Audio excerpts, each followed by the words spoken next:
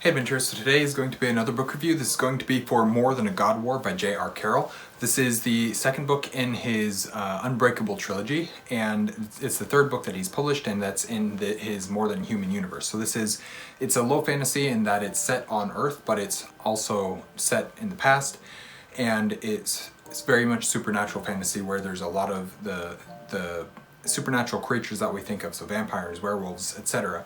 Those things are all part of this world as well. So I guess you could also say that it's mythological fantasy. I don't know what the actual term for that is because it ties a lot of the Greek and Roman and Egyptian and stuff, those types of myths in with it as well. It's also, this one book specifically is also very much a quest fantasy. So as I mentioned, More Than a God War is the second book in the Unbreakable Trilogy by J.R. Carroll. This is the third book he's written, but I've only reviewed one of them so far, and that is actually the book that is not the in this Unbreakable Trilogy. I have reviewed More Than a Gunslinger, but I have not reviewed book one of the Unbreakable Trilogy, which is More Than a Vampire, yet. I will get to it soon, although I have read all three. Okay, so before I get into the main body of this review, though, I just quickly like to mention that if you like what you're seeing from an Erudite adventure, we'd really appreciate it if you'd like, comment, and subscribe. So I was sent the audiobook by the author in exchange for an honest review, so that's hopefully what we will be getting here. I enjoyed the narrators quite a bit. I do enjoy the narrators quite a bit for this series. I think that they do a really good job with the world, that they fit the world really well, and that they fit the voice of the character. The main narrator, the main POV is that of a male vampire, and the narrator who does all the male stuff does a really good job, and he fits the voice of our vampire really well. But also the female narrator, when she has an opportunity to do some line delivery, some narration, she does a really good job as well. This is a fun one. J.R. Carroll said when I was first talking to him about this one, he knew that there was some things in Vampire that I didn't love so much, but that I also really enjoyed a lot of the stuff in More Than a Gunslinger, and he said, I think you'll like this one more than you like Vampire, and he was right, so that's good. This one continues pretty much right where book one left off, and we are quickly launched into the action.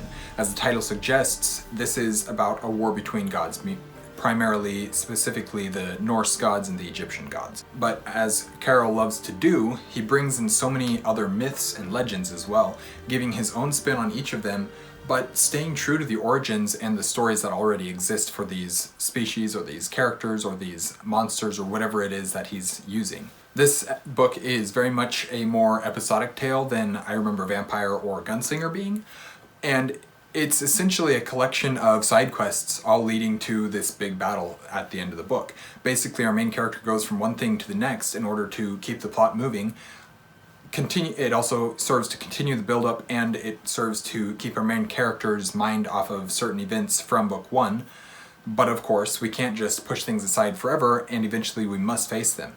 And that in many ways is the actual story of More Than a God War. It's not so much this God War, although that is a huge part of it. It's not so much these various side quests, it is the character development of our main character. But it's all well done. The book reads really quickly, and the power creep is believable, at least for the specific fantasy world. This character is definitely becoming more and more powerful, but it's done in a way that fits with the world building and that has been established, while also introducing new ideas to it. So Sanderson talks about setting boundaries, setting rules for your magic system, and then finding a way not to break those rules, but to use them in new ways that we haven't thought about before. And that's really what Carroll is doing here. Not to say that his magic system is a hard magic system, or that he takes lots of inspiration from Sanderson or anything like that. That's not the case. Just that idea of working within the bounds that you've created, but also doing new things while finding new ways to push those boundaries in many ways. There are a handful of things that I don't love about this book, but overall they're really rather minor things. There was one description that he used several times. I think I counted 5 times that he used it, and it does seem a bit anachronistic to me in some ways, but the first time he said it, I was like, oh, that's kind of a cool description. I can basically envision exactly what the person's looking like now, but that's without describing every detail of the character, which I really don't like when they go through, oh, he has this color hair and this color eyes and this color skin and he's this tall and this is what he looks like, and they describe every detail of the person. That really doesn't help me at all.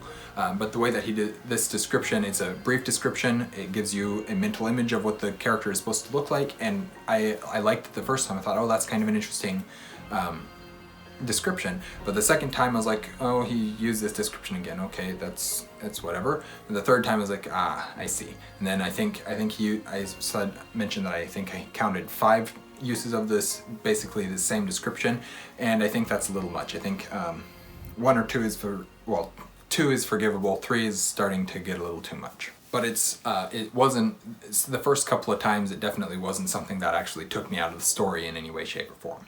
There's also a bit of invincibility and plot armor, it seems like, meaning that sometimes it doesn't seem like the character struggles as much as I'd like to see. That's rarely the case in the end of the book. Carroll does this thing where he allows the characters to struggle a little bit, but not too much until the end, when they really have to fight hard for their ending. So it's not so much plot armor or invincibility, but it kind of feels a little bit like that as you're reading the book up until you get to that end and realize, oh, these other characters that he was facing, that the main character was facing, just weren't this powerful type thing.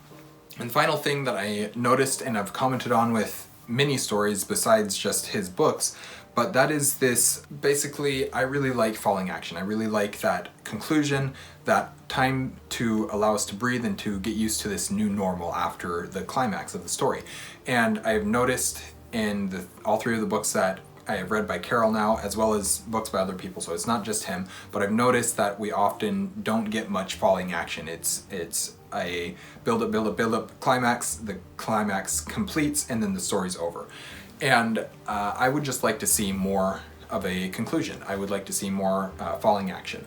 And I do understand that this is the second book in a series in the middle of a trilogy, and if you look at Tolkien or something like that, the Two Towers does not have any falling action.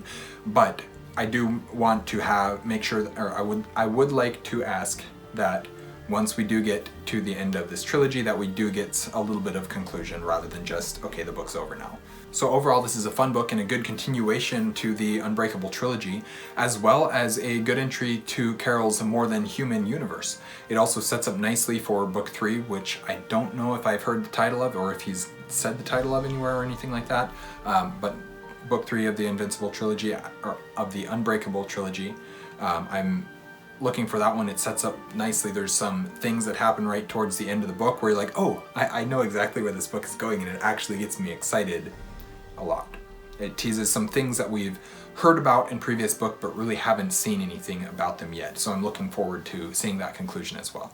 So thank you guys for watching an Erudite adventure. Thank you, J.R. Carroll, for sending me an audiobook copy of your book, and we will see you guys again soon. Stay warm.